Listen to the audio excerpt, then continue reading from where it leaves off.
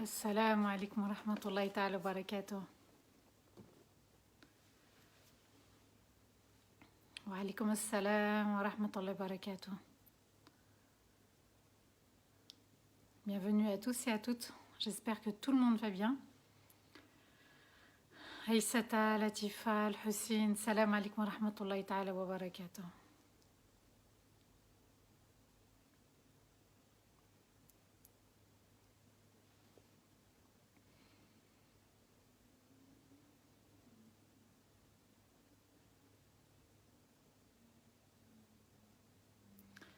Wa alaikum assalam wa rahmatullahi ta'ala wa barakatuh. Un grand salam à vous tous et à vous toutes. J'espère que tout le monde va bien. N'hésitez pas à partager le live. Le son est bon, barakallahu fik. Alhamdulillah, je vais bien, Issata, barakallahu fik.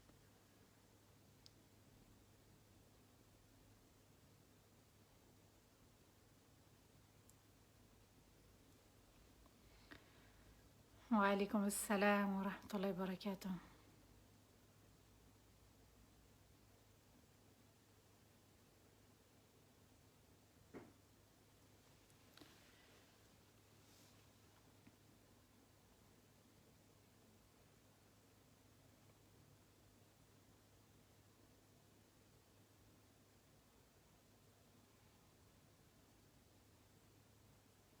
Alhamdulillah, je vais bien.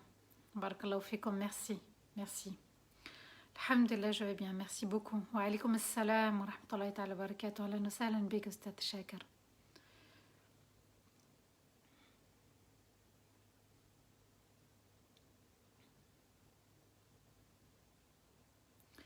وعليكم السلام ورحمة الله تعالى وبركاته. أعوذ بالله من الشيطان الرجيم. بسم الله الرحمن الرحيم.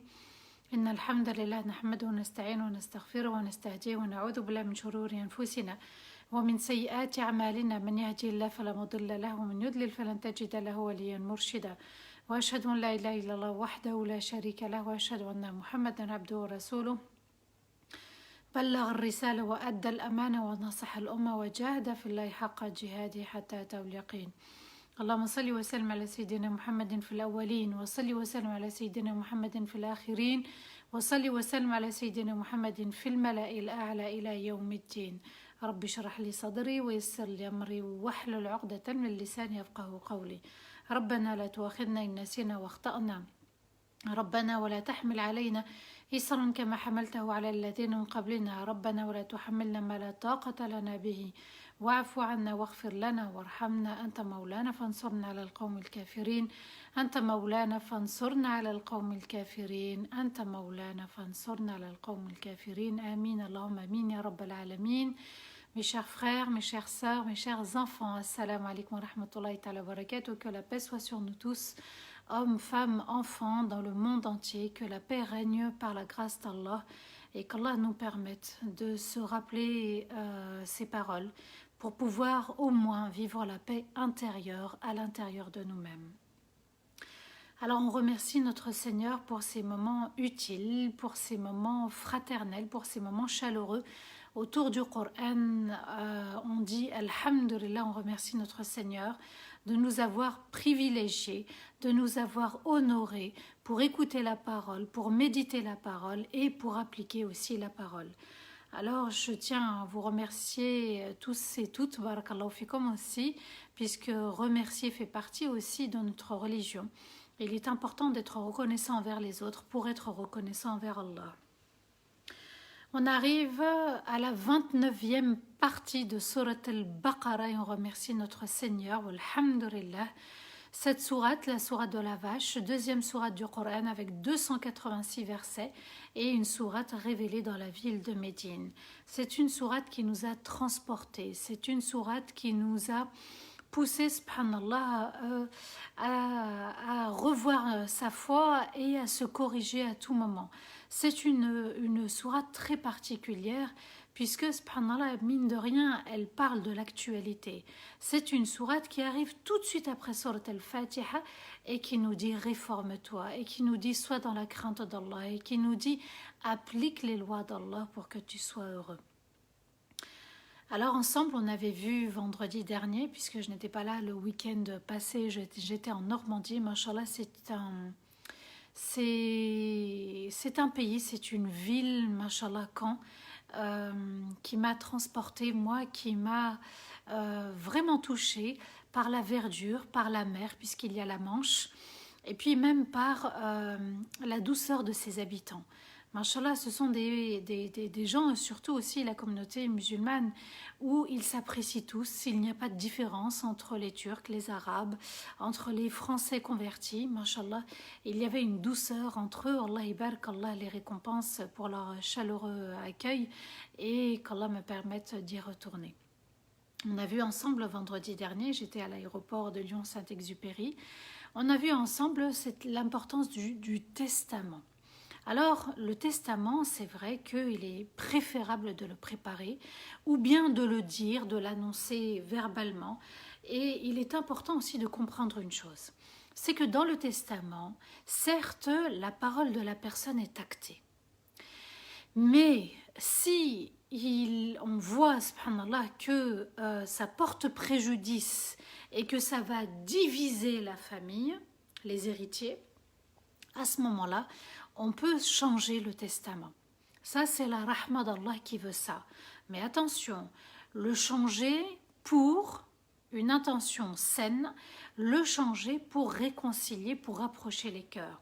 Et on a vu aussi, subhanallah, que ça n'était pas un péché, celui qui a commis une erreur involontairement et qui a dit quelque chose que, en fait, celui qui a laissé l'héritage n'a pas dit. Alors Allah Azza wa Jal nous dit quand c'est fait de manière involontaire, il pardonnait. On a vu ensemble l'importance du jeûne, que c'était une sunna ancestrale, une tradition ancestrale. Tous ceux qui nous ont précédés ont jeûné. Et on a vu ensemble, subhanallah, que Allah Azza wa Jal pardonnait à celui qui était malade, qui ne pouvait pas jeûner, et puis que la personne qui était en voyage ou qui avait une difficulté à jeûner, eh bien, elle pouvait, par la permission d'Allah, ne pas jeûner et reporter son jeûne. Reporter le jeûne est meilleur, jeûner, ou bien donner une fidya, une compensation pour compléter le jeûne. On a vu ensemble, subhanallah, que le mois de Ramadan, c'était un mois sacré, un mois béni. C'est là où Allah Azza wa Jal nous dit « Shahru Ramadan » c'est le mois où le Coran a été révélé. Le mois de Ramadan, depuis la nuit des temps, c'est le mois où la Torah a été révélée, l'évangile a été révélé et le Coran a été révélé et les psaumes de David aussi ont été révélés. Donc c'est vous dire que quand on jeûne, il se passe en fait des choses dans le monde. Il se passe, subhanallah, peut-être un changement. Il y a quelque chose qu'Allah Azza wa Jal fait descendre pour nous permettre peut-être de garder la foi. En tout cas, mashallah, Allah intervient. Et on a vu aussi ensemble que Allah Azza wa Jal voulait pour nous la facilité, qu'il ne voulait pas pour nous la difficulté. Et ça doit être ancré dans la foi, c'est-à-dire choisir toujours ce qui est simple pour moi, ce que je peux supporter, ce que je peux vivre, et cessons d'être la communauté qui ne parle que de l'enfer. Hada haram, hada haram, hada finnar. Arrêtons, cessons. Inna Allah yuridu bikum al-yusr. Allah veut pour vous la facilité, que la vie soit facile et qu'il n'y ait pas de chamboulement et qu'il n'y ait pas en fait de pression. Allah veut pour nous la facilité. Alors, il est important aussi, ça fait partie de la foi, que quand une situation se présente, de prendre, subhanallah, en fait, la situation la plus simple et d'alléger notre âme. Ça ne sert à rien de lui mettre une pression et de lui faire du tort, cette âme. Alors, Allah Azza wa Jal nous parle de Ramadan en nous disant que l'objectif c'est la crainte d'Allah. Tout ce qui te facilite le chemin vers la crainte d'Allah, prends ce chemin. Et Allah Azza wa Jal va nous parler d'un verset, le verset 186. Il y a 286 versets dans Surat al-Baqarah. Le verset 186, c'est un verset à connaître. Et je passe un grand salam à tous ceux qui sont au travail et qui, je sais, regardent le live ou qui sont dans les hôpitaux et regardent le live, je vous fais un grand salam. Je vous transmets le plus grand des salams, le plus chaleureux des salams. Barakallahu fikum. Allah Azza wa Jal nous dit بعد أعوذ بالله من الشيطان الرجيم بسم الله الرحمن الرحيم وإذا سألك عبادي عني فإني قريب أجيب دعوة الداعي إذا دعان فليستجيبوا لي وليؤمنوا بي لعلهم يرشدون. Donc Allah Azza wa Jal nous dit après donc le jeûne, après la reconnaissance aussi des bienfaits d'Allah et la guidance, et quand mes serviteurs à moi te demandent après moi, je suis très proche. Je réponds à l'appel de celui qui m'appelle quand il m'appelle, alors qu'il me réponde et qu'il croit en moi pour qu'il reste bien guidé sur le droit chemin. Alors, ici, le verset 186, Allah Azza wa Jal nous parle à nous directement. Et quand mes serviteurs à moi, Ibadi, ceux qui m'adorent sont mes serviteurs, ceux qui m'aiment et m'adorent sont mes serviteurs, ceux qui cherchent à me connaître pour mieux m'adorer sont mes serviteurs. Quand mes serviteurs te demandent après moi, ils veulent savoir qui je suis, ils veulent savoir est-ce que je les entends, est-ce que je les vois, est-ce que quand ils invoquent, est-ce que je les entends? Je suis tout proche, je suis très proche. فإني قريب, قريب proche, je suis tout proche. Et je réponds à l'appel de celui qui m'appelle quand il m'appelle. 3 choses. Je réponds à l'appel. C'est une promesse. À celui qui m'appelle au moment où il m'appelle. Dans cette partie du verset, Allah Azza wa Jal nous dit qu'il est là et qu'il est tout proche et qu'il suffit d'appeler et qu'il suffit de se rapprocher et qu'il est toujours là quand je le demande. Je n'ai ni besoin d'un tel pour me faire des doigts, ni besoin d'un tel pour me faire des doigts, ni besoin d'un tel pour me faire des doigts. Certes, les doigts d'une maman sont express. C'est le chronopost, c'est l'éclair, subhanallah. Et Allah Azza wa Jal nous dit, frappe à ma porte. Je suis tout proche. Tu as besoin de moi et je serai là pour toi. Et en plus, on est vendredi aujourd'hui. Inch'Allah, il tombe bien ce verset pendant le vendredi. Et puis, les hadiths du prophète salam sont multiples concernant le moment sacré pendant le jour du vendredi pour que les invocations soient exaucées. Eh bien, il y a le minbar. Il y a entre l'adhan et l'iqama, il y a entre, vous savez, le premier et le deuxième discours quand il y a la pause, donc entre les deux. Et puis, il y a aussi après l'asr. Donc, ce sont des moments privilégiés pour les serviteurs d'Allah pour se rapprocher et invoquer. Et Allah Azza wa Jal ajoute alors qu'ils me répondent. فَلْيَسْتَجِيبُوا لِي, alors qu'ils me répondent, c'est-à-dire qu'ils répondent à mes ordres, qu'ils répondent à mon appel quand moi je les appelle aussi. Quand c'est l'heure de la salat, c'est l'heure de la salat. Quand c'est l'heure du jeûne, c'est l'heure du jeûne. Quand c'est l'heure du hajj, c'est l'heure du hajj.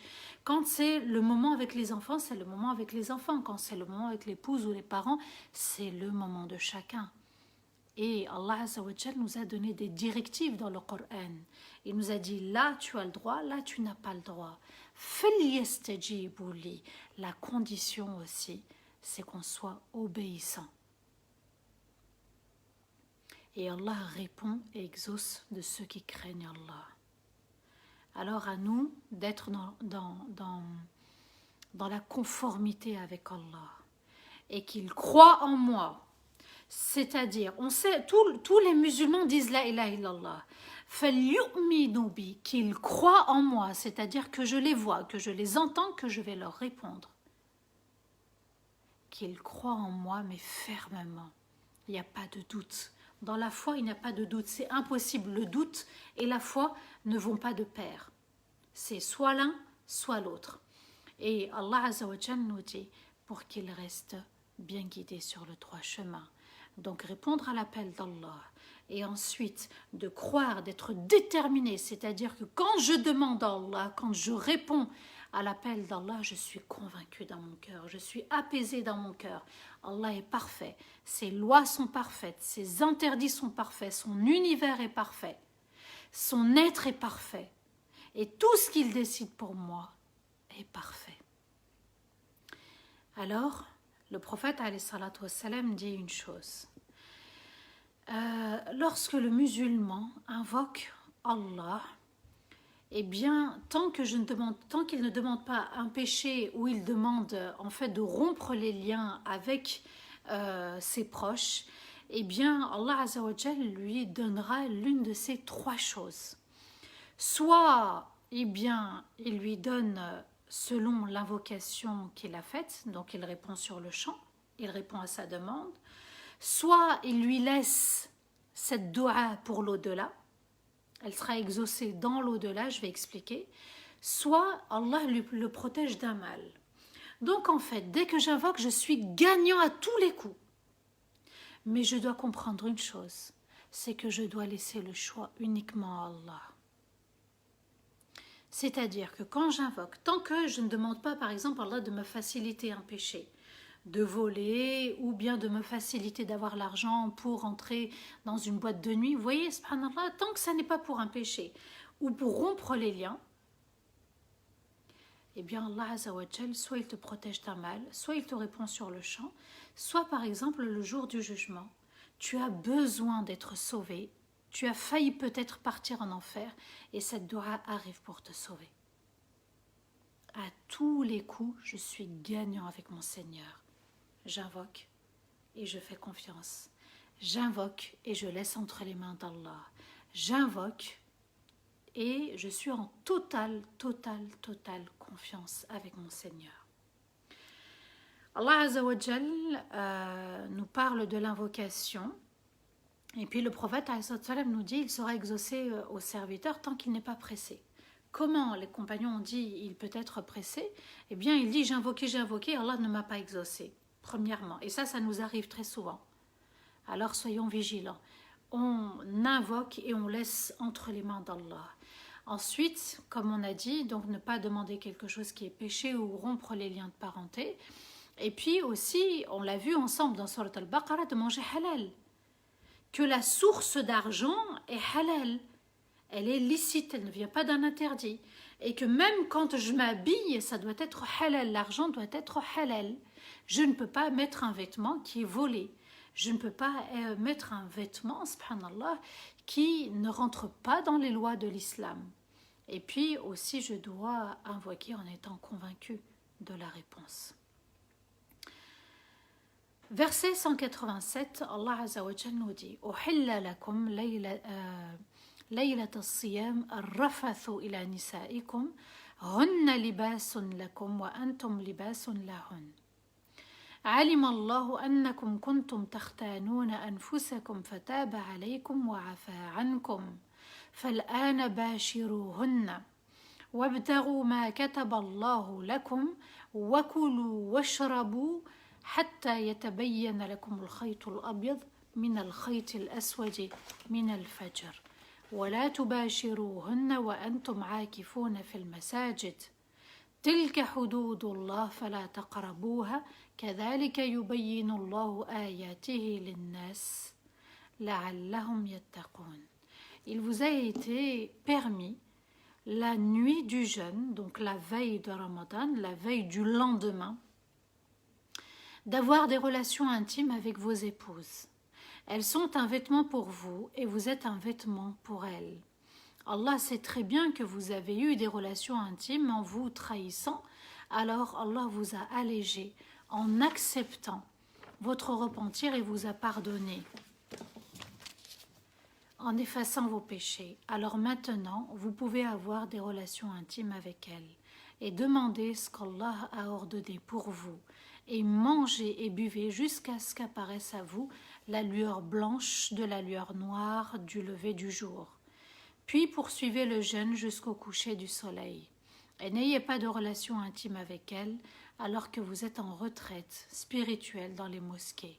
Ce sont les limites d'Allah, alors ne les approchez pas. C'est ainsi qu'Allah montre et éclaire ses lois aux gens pour qu'ils se protègent et ne tombent pas dans ce qui provoque la colère d'Allah. À l'époque du prophète, avant de légiférer, en fait, les relations intimes étaient interdites pendant le mois de Ramadan. Alors, ils ont eu peur. Subhanallah, ils ont été tentés d'avoir des relations intimes le soir. Et puis, ils pensaient qu'ils avaient commis un péché, qu'ils avaient trahi à la amana d'Allah. Et Allah Azza wa Jal va révéler, il vous a été permis la nuit du jeûne, Laylat as-Siyam. C'est-à-dire, en fait, le lendemain, on est en état de jeûne, donc la nuit, la veille. Donc, comme ce soir, pour le lendemain, le soir même, eh bien, on a le droit d'avoir une relation intime. Allah Azza wa Jal dit, elles sont un vêtement pour vous et vous êtes un vêtement pour elles. Vous voyez, subhanallah, ce qui est important de comprendre ici dans les relations intimes, et Allah Azza wa Jal va mentionner ce vêtement dans le couple, dans les relations intimes. Et il nous dit que elles sont un vêtement. Vous, messieurs, vos épouses sont un vêtement pour vous. Le vêtement couvre, le vêtement cache, le vêtement protège. Le vêtement couvre les erreurs, les péchés, les défauts aussi.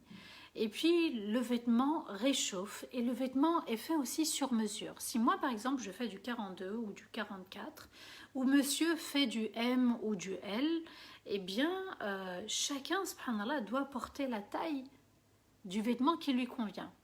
Je ne peux pas mettre par exemple du 42 et monsieur parce qu'il fait du 42 que je... Donc chacun sa taille, chacun ses besoins, c'est ce qu'Allah Azza wa Jal nous dit.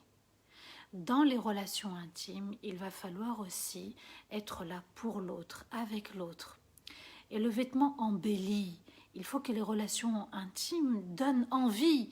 Il faut que les relations intimes, subhanallah, soient un besoin. Et on répond à ce besoin parce que ça fait partie de la nature, de la loi d'Allah Azza wa Jal. Et Allah Azza wa Jal nous dit, subhanallah, le vêtement, il va te convenir à toi, il ne convient pas à d'autres. Et puis, dans ce couple, eh bien, on va construire la relation intime. Ça va être notre manière de faire. Et on ne se compare pas à d'autres et on ne se dit pas, oui, mais avec un tel, c'est comme ça. Vous savez, parfois on se remarie. Donc, Allah Azza wa Jal nous dit, c'est un vêtement. Le vêtement couvre, cache, protège. Il n'est pas là, le vêtement, pour qu'on voit à travers. Alors la relation intime, elle est sacrée. La relation intime, subhanallah, c'est la rencontre de deux âmes surtout, plus que le rapport en lui-même lorsqu'il est technique. Donc un début, une fin, salam, voilà. Le vêtement, il est beau, le vêtement, on a envie de le porter. Alors ici, on a envie de voir l'autre de manière satisfaisante, que quand on voit l'autre, eh bien, il est agréable à voir, il est agréable aussi à sentir. Tout ceci sont des rituels juste à travers ce verset. Libès. Tu es mon libès. Et puis, subhanallah, c'est aussi, tellement c'est important, Allah Azza wa Jal dit, elles sont pour vous, et vous êtes pour elle aussi. Vous devez l'embellir, vous devez aussi la satisfaire. Et mesdames, vous devez aussi aller chercher votre plaisir pour vous embellir aussi, vous épanouir dans ce vêtement. C'est très important de comprendre ce que c'est qu'une relation intime. Ça n'est pas que du technique.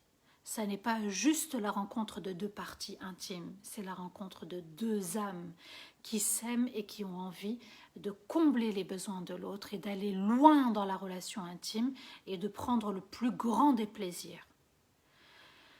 Allah sait très bien que vous avez eu des relations intimes en vous trahissant, c'est-à-dire que, eh bien, il pensait avoir commis une erreur. Alors que non, subhanallah, pendant Ramadan, ils avaient le droit, Allah leur a dit, vous avez le droit. Regardez comment Allah a facilité pour nous. La nuit, on peut avoir des relations intimes, subhanallah, sauf pendant l'i'tikaf, la retraite spirituelle. Si monsieur part en i'tikaf, en retraite spirituelle, là, la relation intime est interdite. C'est-à-dire que pendant ce moment-là, eh bien, il n'y a pas « je reviens pour une relation intime » et ensuite je retourne à la mosquée. Allah a accepté le repentir de ceux qui se sont repentis et Allah a légiféré en acceptant, en tolérant les relations intimes pendant Ramadan. Alhamdulillah, déjà la journée on s'abstient. Parfois pour certains ça n'est pas évident. Et puis le soir, Allah Azza wa Jal a laissé champ libre pour les deux. Alors maintenant vous pouvez avoir des relations intimes avec elle et demander ce qu'Allah a ordonné pour vous. Ici les savants disent que ce sont aussi les enfants. De demander à Allah Azza wa Jal d'avoir des enfants. Peut-être qu'il y en a qui ont conçu leurs enfants pendant Ramadan et on peut demander à Allah de nous bénir l'union d'une nuit et qu'il y ait un enfant issu de cette union pendant Ramadan. Et mangez et buvez jusqu'à ce qu'apparaisse à vous la lueur blanche de la lueur noire du lever du jour du Fajr, puis poursuivez le jeûne jusqu'au coucher du soleil. Voilà comment Allah nous a demandé de jeûner et de pratiquer le jeûne. Et n'ayez pas de relation intime avec elle lorsque vous êtes en retraite spirituelle dans les mosquées. La retraite spirituelle, on peut la faire un instant dans la maison, mais ici pendant Ramadan, elle se fait dans les mosquées. Ce sont les limites d'Allah, al-hudud. Al-had, c'est la frontière, ce sont les frontières d'Allah. C'est-à-dire que là c'est permis, là c'est interdit, il faut respecter les frontières d'Allah. Et alors ne les approchez pas, fala taqrabuha. Donc vous voyez subhanallah que la journée c'est fait pour jeûner et on ne doit pas s'approcher et être tenté de manger, de boire ou d'avoir des relations intimes. Ne pas s'approcher, ne serait-ce que par la pensée. Évitez pour rester dans les limites d'Allah. C'est ainsi qu'Allah vous montre ses lois, il vous éclaire au sujet de ses lois et il les éclaire aux gens, l'innas, Allah nous dit, pour qu'ils se protègent et ne tombent pas dans ce qui provoque la colère d'Allah. Voilà comment Allah est clair avec nous pour qu'on ne tombe pas dans l'erreur et qu'on ne tombe pas dans le péché et qu'il y ait la sentence dans l'au-delà. Le verset 188. وَلَا تَأْكُلُوا أَمْوَالَكُمْ بَيْنَكُمْ بِالْبَاطِلِ وَتُدْلُوا بِهَا إِلَى الْحُكَّامِ لِتَأْكُلُوا فَرِيقًا مِنْ أَمْوَالِ النَّاسِ بِالْإِثْمِ وَأَنْتُمْ تَعْلَمُونَ. Et ne mangez pas votre argent entre vous en vous faisant du tort, en commettant des péchés et en étant injuste. Et vous rencontrez par la suite et vous donnez des sommes aux juges, vous rencontrez les juges et vous donnez des sommes aux juges avec ce péché pour manger l'argent de certaines personnes parmi les gens, tout en commettant un péché alors que vous êtes conscient. Ici, Allah Azza wa Jal va interdire une certaine manière de payer, de donner l'argent. Laquelle? Et j'aimerais vraiment qu'on m'entende et qu'on entende ce verset. Wala ta'kulu, la manière de manger, c'est de s'acheter. Donc l'argent avec lequel je vais acheter, Allah Azza wa Jal nous dit ici que la manière d'acheter et de manger, avec l'argent, l'argent ne doit pas être interdit. Alors les savants vont expliquer ce verset et entendez bien ce qu'ils disent. Manger l'argent des autres, c'est manger sans leur accord. Vous avez l'argent, les biens de l'orphelin, vous avez la pension alimentaire, il y a beaucoup, et je pèse mes mots, beaucoup de pères qui ne veulent pas payer la pension alimentaire, alors que c'est le haqq des enfants. Ça n'est pas le haqq de l'épouse parce qu'on fait des règlements de compte et on veut se venger. C'est le haqq des enfants. Maintenant, ce que l'épouse ou l'ex-épouse, la maman, en tout cas la mère, ce qu'elle en fait, c'est son problème. Elle rendra des comptes le jour du jugement si elle prend le droit de ses enfants.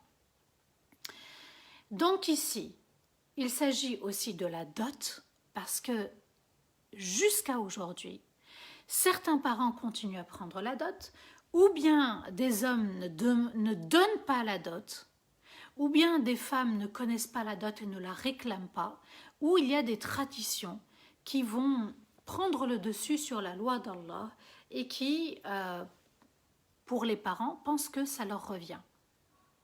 Alors il est important de ne pas manger les biens des autres, l'argent des autres. Et il y a aussi les pots de vin, ar-rashwa, de payer des juges pour des affaires. Et oui, ça existe au bled de payer des juges. Et de payer aussi des voyantes et de payer des sorciers. Quand on va chez le sorcier et qu'on lui donne de l'argent parce qu'il a réclamé, ça s'appelle akl al-mal bil-batil. Ça s'appelle manger entre nous l'argent de manière injuste, interdite, non permise. Alors, Allah Azza wa Jal nous dit ici, subhanallah, que il est important de bien réfléchir au sujet de l'argent. L'argent pour les paris aussi. Vous voyez, les paris sportifs. L'argent aussi pour les jeux de hasard, parce qu'il y a beaucoup, dans la communauté aussi, des personnes qui vont aller gratter, qui vont aller entourer des numéros. L'argent qui n'est pas placé dans ce qu'Allah aime et apprécie, ça s'appelle de l'argent batil, c'est-à-dire batil qui ne reste pas. Et cet argent-là, vous verrez, il partira, il s'en ira, et du jour au lendemain, vous n'allez pas comprendre que l'argent a disparu. Pourquoi ? Parce que nous-mêmes, on a choisi une voie qui n'est pas la voie d'Allah. Et Allah Azza wa Jal nous dit, et vous rencontrez après les juges, et vous achetez les juges avec l'argent. Il y en a qui vont rencontrer le juge en ayant falsifié les bulletins de paye, tout ça pour ne pas payer la pension alimentaire. Et vous avez des personnes qui vont venir payer des juges pour gagner une affaire. Allah Azza wa Jal a dit, c'est de l'argent haram, c'est de l'argent sale, c'est de l'argent batil qui n'ira nulle part. Avec ce péché, donc ils viennent avec ce péché, subhanallah, pour manger l'argent de certaines personnes, pour manger le haqq de d'autres personnes, pour pas que l'autre gagne l'affaire, pour pas que les enfants aient le droit à la pension alimentaire. Parmi les gens, tout en commettant un péché, cette pratique est interdite. Donc je reprends la dot, la pension alimentaire, les jeux de hasard, consulter une voyante, un sorcier, subhanallah, les paris sportifs. Et j'en passe, il n'y a pas que ça, il y a les pots de vin, acheter des juges, rashwa. Eh bien, l'argent sale, ça n'est pas que l'argent de la drogue, de la prostitution, c'est aussi l'argent qu'on prend des autres et qu'on donne aux autres pour reprendre aux autres. Vous voyez comme Allah légifère, il est important de méditer le Coran, de revenir vers le Coran, d'avoir un amour pour le Coran. Et oui, ça prend du temps, Orti. Le crédit aussi, bien sûr. Le crédit, les intérêts, subhanallah. Eh bien, il faut prendre du temps pour sa religion. Et oui, les lives, ça s'appelle prendre du temps. Et vous serez récompensés. Et ça nous aide à grandir, mûrir. Et c'est pour nous élever auprès d'Allah. Il est important de bien comprendre que ça reste un péché.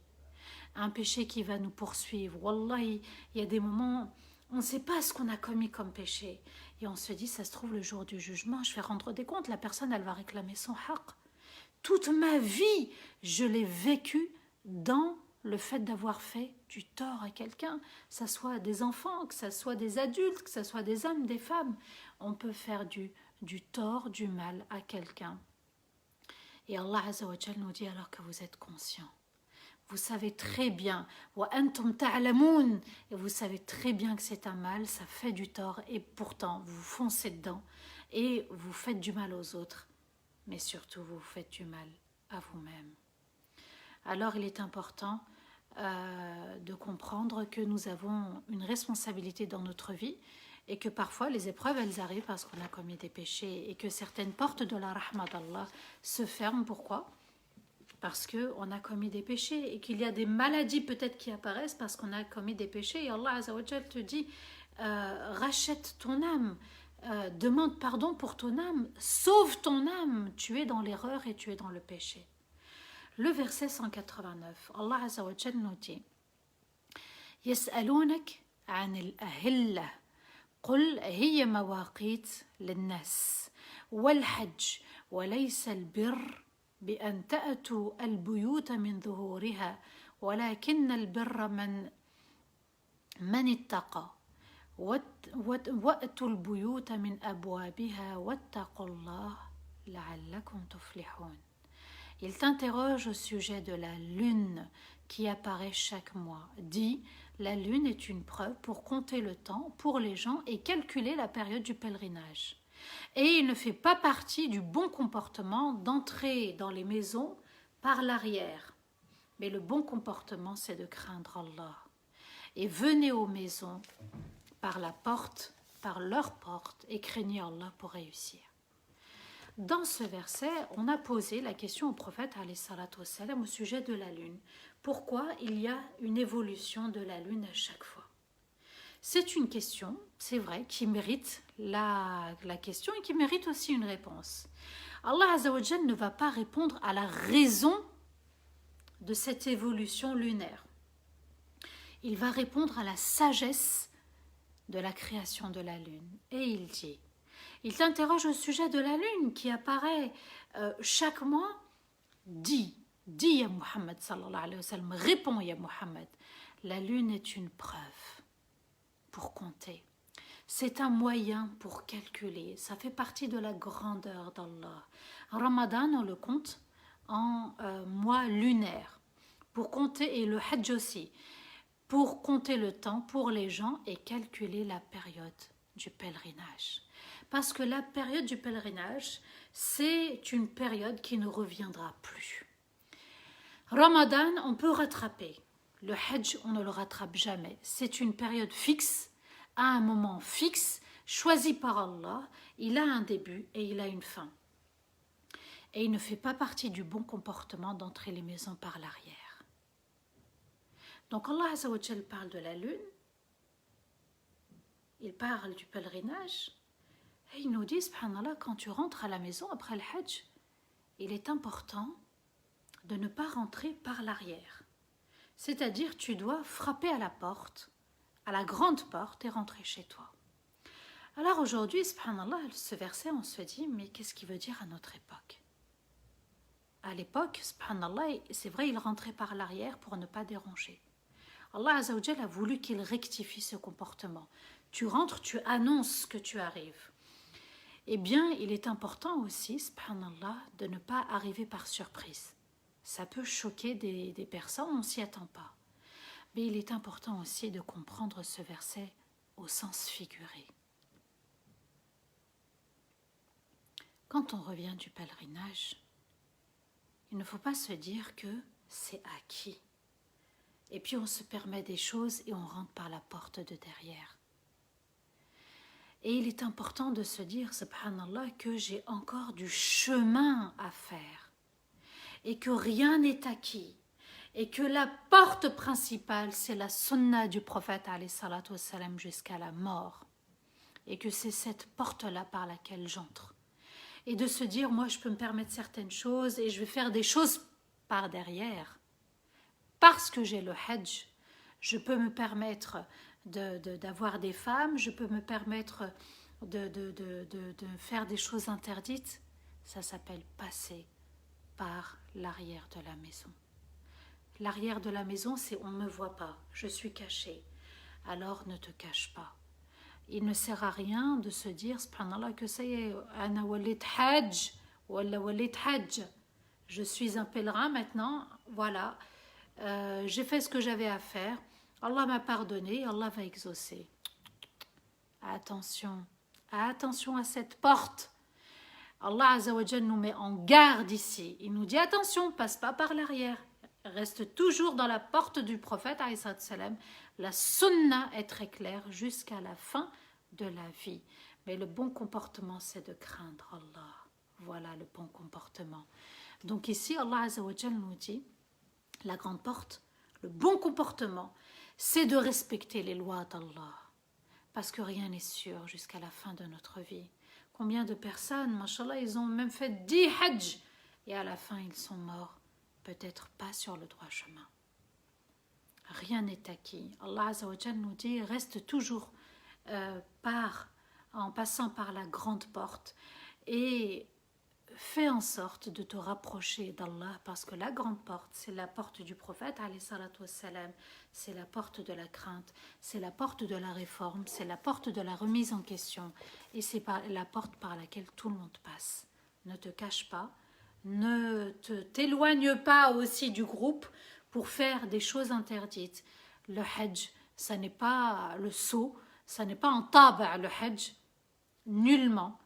Et il y a un tribunal pour nous dire, subhanallah, est-ce qu'on a bien fait les choses, on s'est bien comporté ou non.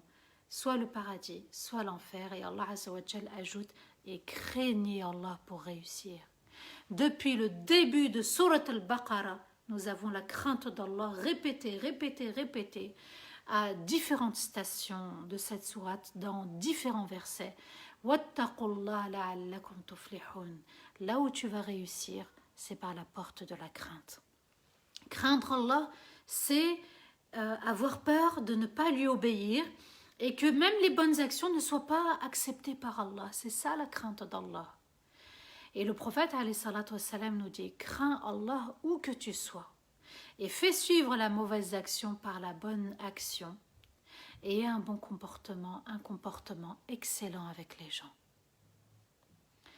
Donc, où que je sois en Arabie Saoudite pour mon Hajj ou ma Umrah, que je sois en France, en Belgique, en Europe, au Maghreb, au Canada, aux États-Unis, où que je sois, je dois craindre Allah, puisqu'Allah Azza wa Jal, il me voit de partout, il m'entend de partout, il me connaît où que je sois. Et fait suivre la mauvaise action par la bonne action. Ce hadith est une très très bonne nouvelle. Pourquoi ? Parce qu'il nous dit qu'on a le droit à l'erreur, premièrement. Et deuxièmement, quand j'ai fait quelque chose de mal, de mauvais, eh bien je dois remplacer par ce qui est bon. Et là, on équilibre. C'est-à-dire qu'il se peut que je fasse un acte qu'Allah n'aime pas, mais je dois tout de suite le corriger par une bonne action. Et on équilibre pour rencontrer Allah Azza wa Jal avec une balance équilibrée. Ça fait effacer la mauvaise action et un comportement excellent avec les gens ma'annas. Ici, c'est pas qu'avec la communauté musulmane. Avec tout le monde, tu dois avoir un comportement excellent. Musulmans et non musulmans, hommes, femmes, tu dois être toujours comme le prophète alayhi salatu wassalam.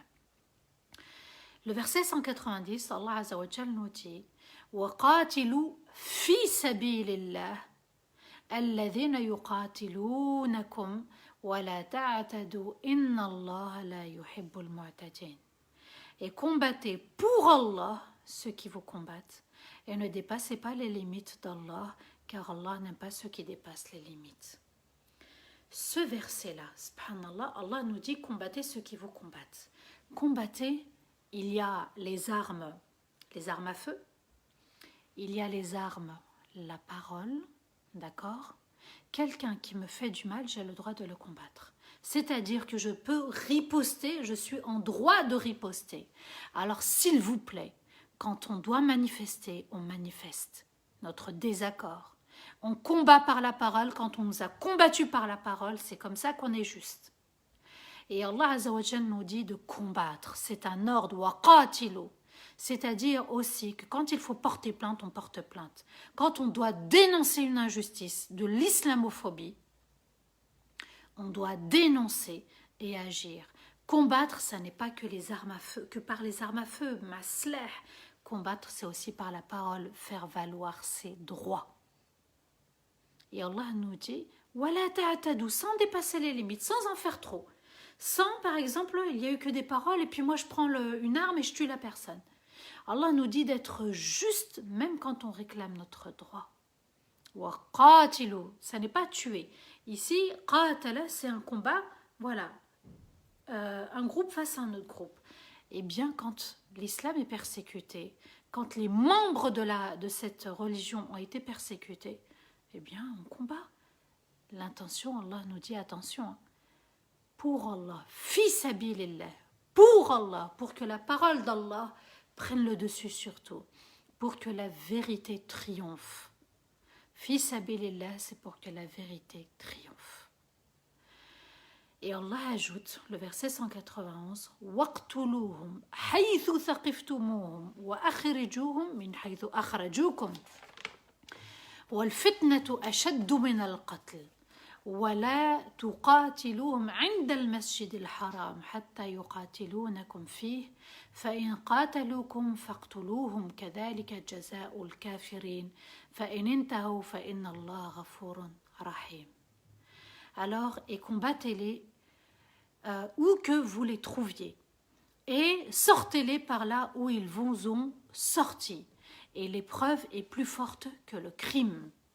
Et ne les combattez pas dans la mosquée sacrée tant qu'ils ne vous ont pas combattu dans la mosquée sacrée. Et s'ils vous combattent dans la mosquée, alors combattez-les. Et c'est ainsi qu'il faut riposter avec ceux qui ont renié Allah. Et s'ils cessent de renier Allah, alors Allah pardonne toutes sortes de péchés et il agit avec bienveillance. Les versets 186 à 192, c'était les versets d'aujourd'hui. Et Allah Azza wa Jal nous dit dans les 2 derniers versets, et combattez-les où que vous les trouviez. Tant qu'on nous fait du mal, c'est-à-dire tant que l'ennemi se permet de nous faire du mal, eh bien on doit attendre nous que eux commencent, c'est eux qui ont commencé à faire du mal pour riposter. On ne peut pas venir faire du mal à une communauté gratuitement et méchamment. Mais Allah Azza wa Jal nous demande et nous donne l'ordre de riposter. Quand on est attaqué, on riposte. Et combattez-les où que vous les trouviez. On peut soutenir aussi des associations qui sont même à l'extérieur du pays dans lequel on est pour combattre. Combattre avec le boycott, combattre en s'abonnant à des associations, en les soutenant financièrement. Et Allah Azza wa Jal nous dit, et combattez-les où que vous les trouviez. Il y a un mal quelque part, eh bien on va les combattre avec d'autres. Et sortez-les par là où ils vous ont sortis, que ça soit au travail injustement, que ça soit dans vos maisons injustement, comme en Palestine, on les fait sortir. Ben, tu nous fais sortir à la Mecque aussi. On a fait sortir le prophète, alayhi salatu wassalam. C'est pour ça qu'il a fait la hijra. Et ensuite, il est revenu et il les a fait sortir. Donc, vous voyez, subhanallah, que le musulman, il a une valeur, il est sacré, il a une place considérable qu'Allah l'a considéré. Alors, ici, le musulman, il est fier de ce qu'il est. Il ne fait pas de mal, il est juste, même quand on le combat. Et l'épreuve est plus forte que le crime, l'épreuve de la foi, tenir bon. Même eux, ils sont éprouvés dans leur foi, parce qu'ils ont renié Allah. Et nous, on est éprouvés, il va falloir tenir. Il y en a, subhanallah, qui vont renier Allah, certes. Et ne les combattez pas dans la mosquée sacrée. في الحرم في المسجد الحرام, on ne doit pas combattre. Mais Allah nous dit, s'ils viennent, comme ce qui s'est passé il y a quelques mois, vous voyez, subhanallah, l'armée israélienne est entrée dans la mosquée Al-Aqsa et a combattu par des bombes lacrymogènes les musulmans. Eh bien oui, on ne va pas rester sans rien dire, on va riposter. Et Allah Azza wa Jal dit, et s'ils vous combattent dans la mosquée, alors combattez-les. On riposte quand on nous attaque. C'est ainsi qu'il faut riposter avec ceux qui ont renié Allah. Et oui, c'est comme ça. Et s'ils cessent le shirk, s'ils reviennent à Allah, s'ils ne sont plus dans le shirk, puisque c'est ça, ici quand Allah Azza wa Jal fait s'ils cessent leur shirk, leur kufr, alors Allah pardonne toutes sortes de péchés. Regardez le verset de la Rahma. S'ils arrêtent de vous combattre, s'ils se remettent en question, et s'ils arrêtent cette guerre, alors sachez qu'Allah va leur pardonner. Et Allah Azza wa Jal mentionne un autre nom, فَإِنَّ اللَّهَ غَفُورٌ رَحِيمٌ, et il va agir avec bienveillance envers eux. Regardez comment Allah pardonne. Alors qu'ils ont fait du mal en adorant autre ou en associant à Allah, ils ont fait du mal, et Allah pardonne malgré tout. Alors qui sommes-nous pour ne pas pardonner? Qui sommes-nous pour ne pas pardonner? Et qu'Allah nous aide à pardonner. Alors si Allah pardonne ceux qui ont combattu l'islam et les musulmans, et qu'il suffit que la personne revienne à Allah pour qu'Allah lui pardonne, alors ne soyez pas des juges, des mauvais juges. Alhamdulillah, Allah pardonne, bien on pardonne. mais sois fier de ce que tu es. Sois fier de cette communauté et sois fier de soutenir cette communauté, d'appartenir à cette communauté. Alors chacun doit être une rahma pour l'autre.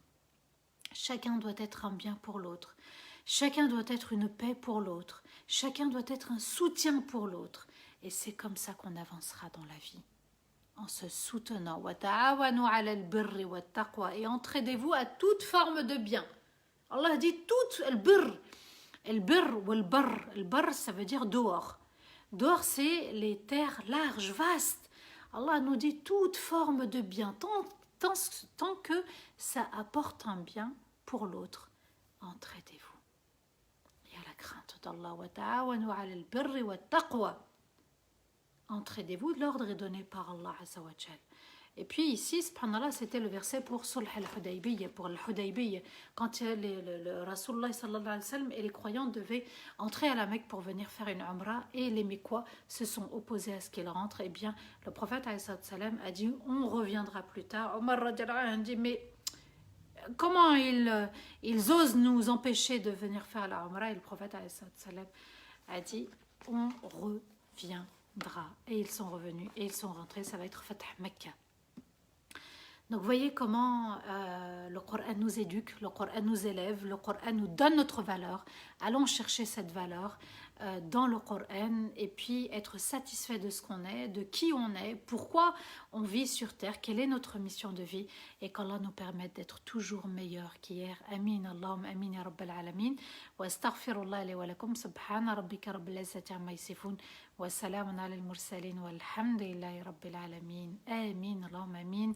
Barakallahu fikum, un grand merci pour votre patience, pour votre attention et pour votre fidélité, pour votre belle fraternité. Amin, Allahumma amin ya rabbal alamin.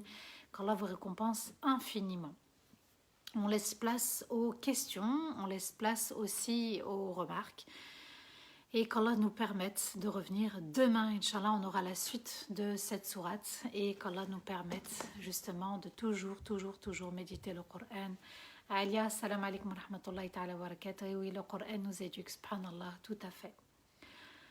Imer, mashallah, des habitués, Allah ibarak, Allah ibarak, Allah ibarak, qu'Allah fasse que nous nous rencontrions, fil fardaus al-a'la, amin, Allahumma amin, ya rabbal alamin. J'ai écouté l'histoire de Youssef alayhi salam, c'est juste magnifique, alhamdulillah. Alors si tu as écouté la sourate de Youssef, alors, Amin, Héros Nissa, Barakallahu fik, Amin, Amin pour ta dua, Amin pour vos compliments, merci beaucoup pour vos remarques, Barakallahu fikum. Aujourd'hui tu parles et moi j'ai la chair de poule, dit Babarayan. Pourquoi? Subhanallah, mashallah, mashallah. Si vous avez des remarques à faire, des commentaires ou des questions, posez-les, bismillah. Hanna, Anna, tellement heureuse de faire partie de cette communauté magnifique, fière d'être nouvelle convertie, mashallah, Anna Tser. Alors je vais lire la suite du message, voilà, d'être nouvelle convertie. Alhamdulillah, alhamdulillah, alhamdulillah, bienvenue à toi Orti. Aïssatou Diallo, oui je vais bien, alhamdulillah, barakallahu fik. Dija, un grand merci à toi aussi, barakallahu fik.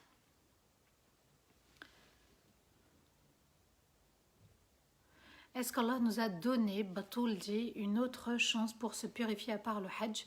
Alors quand on fait le Hajj, ce qu'il faut comprendre, c'est que on se lave entièrement de nos péchés et on revient du Hajj comme si on venait de naître. Donc zéro péché, purification totale à 1000%. Voilà un des objectifs du Hajj. Bien sûr, Allah nous a donné la salat pour nous purifier, Allah nous a donné le wudu pour nous purifier, les doigts pour demander son pardon. Donc bien sûr, tous les jours, on y a accès. Alors, peux-tu expliquer la retraite spirituelle? Alors, la retraite spirituelle, je peux m'asseoir ici par exemple dans mon salon, ou sur mon lit, ou un moment dans ma cuisine, sur mon canapé, ce que je veux. Et puis je me dis, pendant 10 minutes, je fais une retraite spirituelle. C'est-à-dire, je vais faire du dhikr, des doigts, salat ala nabi, sallallahu alayhi wa sallam. Lire le Coran, c'est un moment où je ne fais que du dhikr. Je me retire pour me nourrir l'âme, tout simplement. Et puis les 10 derniers jours, les hommes procèdent à la retraite spirituelle, donc ils ne vont pas au travail, enfin ils prennent des congés, hein. Et puis pendant 10 jours, ils vont marquer un temps d'arrêt pendant Ramadan, les 10 derniers jours, pour rester à la mosquée et être en totale spiritualité. Alors, Najima, barakallahu fik. Ma Antoine, merci aussi, barakallahu fik. Merci pour ces précisions au niveau de la pension alimentaire. Et oui, j'étais obligée de le faire parce que c'est quelque chose qui revient très souvent. Et puis, on fait du mal aux autres, consciemment ou inconsciemment. Voilà, qu'Allah nous pardonne. La chair de poule pour cette force entre musulmans, Babarayan. Alhamdulillah, alhamdulillah.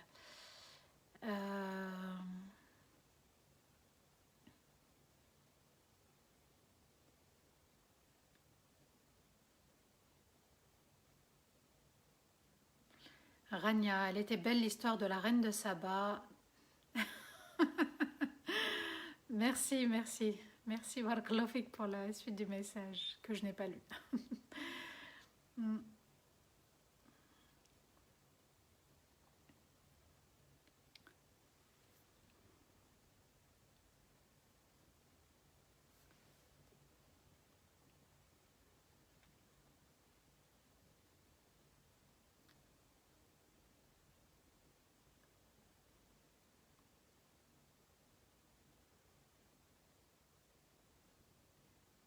Alors, Inch'Allah, on va s'arrêter là.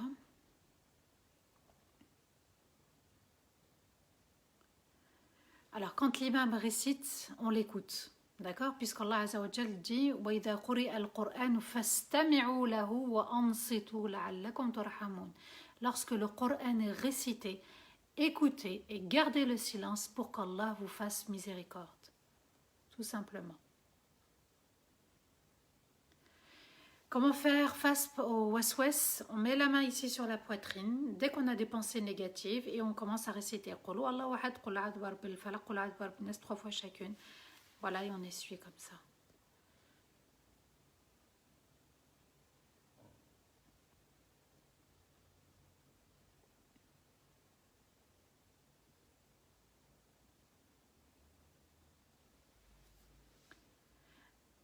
Alors, est-il permis à une femme de mettre du parfum et de sortir de chez elle? Alors, le prophète a dit, le parfum de la femme n'a pas d'odeur. Donc, on peut s'en mettre légèrement sous le voile, tant que l'intention n'est pas d'attirer les hommes ou de propager du parfum. Donc, légèrement, on peut, parce que quand on sent de près, subhanallah, il faut vraiment que la personne s'approche. Mais vous avez des femmes, c'est pchit, pchit, pchit, pchit, pchit, pchit, pchit. On sait qui est passé dans l'ascenseur, on sait que c'est le parfum dentelle, et puis ça attire, subhanallah, il y a des hommes, chez les hommes, en fait, quand ils vont sentir le parfum d'une femme, ils vont avoir du désir. Alors, il faut vraiment comprendre que il faut en mettre légèrement, c'est pour nous, subhanallah, et ne pas chercher à attirer les hommes avec, puisqu'il y en a, c'est leur intention. Jumu'ah Mubaraka. On va s'arrêter là, Inch'Allah, parce que j'ai un rendez-vous et qu'Allah apaise nos cœurs et qu'Allah nous permette de revenir demain, Inch'Allah, à 15 h. Et on va faire dua et ensemble on dira Amin. A'udhu billahi minash shaitanir rajim. Bismillahirrahmanirrahim. اللهم صل وسلم على سيدنا محمد في الأولين وصل وسلم على سيدنا محمد في الآخرين وصل وسلم على سيدنا محمد في الملأ الأعلى إلى يوم الدين. ربنا لا تؤاخذنا إن نسينا واخطأنا ربنا ولا تحمل علينا إصرا كما حملته على الذين من قبلنا ربنا ولا تحملنا ما لا طاقة لنا به واعف عنا واغفر لنا وارحمنا أنت مولانا فانصرنا على القوم الكافرين. لا إله إلا الله الحليم الكريم. سبحان الله رب العرش العظيم. الحمد لله رب العالمين. أسألك موجبات رحمتك وعزائم مغفرتك والغنيمة من كل بر والسلامة من كل إثم والفوز والجنة والنجاة من النار. لا تدع لنا من مقامنا هذا ذنبا إلا غفرته ولا هما إلا فرجته ولا حاجة هي لك رضا إلا قضيتها يا أرحم الراحمين. اللهم ربنا هب لنا من أزواجنا وذرياتنا قرة أعين واجعلنا المتقين إماما. ربنا لا تزغ قلوبنا بعد إذ هديتنا وهب لنا من لدنك رحمة إنك أنت الوهاب. اللهم ارحم والدينا ووالدي والدينا وجميع المسلمين الأحياء منهم الميتين. اللهم أنت ربنا لا إله إلا أنت ولا حول ولا قوة إلا بك. من كان مريضا فاشفيه، ومن كان ضالا فاهديه، ومن كان سائلا فأعطيه، ومن كان مسجونا فاطلق سراحه، ومن كان مديونا فسدد دينه.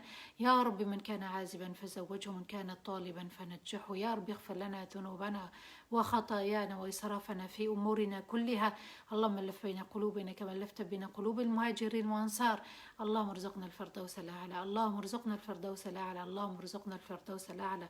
اللهم اجعل القرآن شفيعا لنا يوم القيامة، اللهم اجعل القرآن لنا شفيعا يوم القيامة، اللهم اجعل القرآن لنا شفيعا يوم القيامة، يوم الحسرة والندامة يا أرحم الراحمين يا رب العالمين. اللهم صل وسلم على سيدنا محمد في الأولين، وصل وسلم على سيدنا محمد في الآخرين، وصل وسلم على سيدنا محمد في الملأ الأعلى إلى يوم الدين. سبحان ربك رب العزة عما يصفون، وسلام على المرسلين، والحمد لله رب العالمين. آمين اللهم آمين يا رب العالمين. Un grand salam à vous tous mes frères et mes chères sœurs. Je vous embrasse et je vous dis à demain 15h. Wassalamu alaikum wa rahmatullahi ta'ala wa barakatuh. Fi amanillah.